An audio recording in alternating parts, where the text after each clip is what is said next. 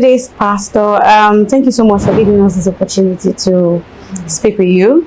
I'd love to ask a few questions about your journey in ministry, you know, how you've been able to remain steadfast, and what would what would be your advice to youth? So the first question is, how can young people remain committed to God in a world full of distractions, pressure? How do you think you can remain committed to God? Okay, so thanks for making this happen. I think first, we must understand that the world will continuously experience pressure.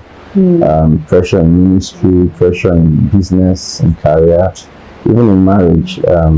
So it's essential to have some nuggets that should support or help one to stay ahead of the curve.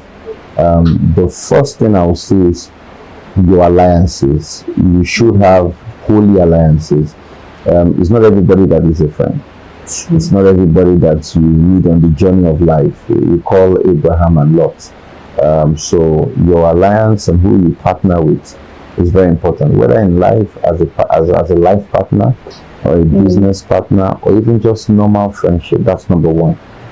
Second, I would say would be a scripture for your journey. You will face trials, you will face distractions, but what we need is that word. What has God said concerning you? What is that purpose that is driving you? What scripture is it anchored onto? Because that's what will drive how far you go. That's what will help you when you meet the mountains or you see the pits in front of you. The third thing I will probably say will be one is to be laser focused. There are distractions, but the question is how do you get rid of those distractions and you keep your eye on the ball? You just have to stay focused. You have to help yourself to stay focused. Apostle Paul, I think, was the best person who said, it's the best person I can refer to, who said, leaving those things that are behind, right, and reaching out to the things that are ahead. What will help anyone to avoid distractions, because they will normally occur, to stay focused. And a good way I can sum it up is, imagine going to a marketplace. The woman who is selling a goosey is there. The woman who wants you to buy, get money from her POS is there. The one who is selling palm oil is there. The agberos are there.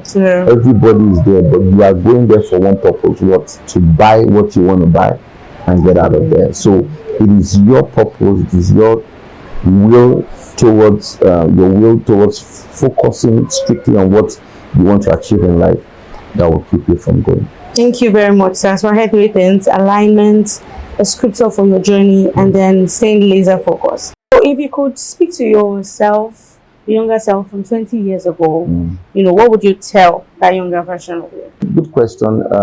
If I could tell myself back then, I was in my 20s. A lot of things we did wrong then, just coming out of teenagehood, and then you're making some wrong decisions. The first thing I'll tell myself is intimacy with God. Bible says that we should remember our Creator in the days of our youth.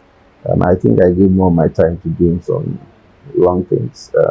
So if I tell my younger version, to be get closer to God, to fortify yourself like a David.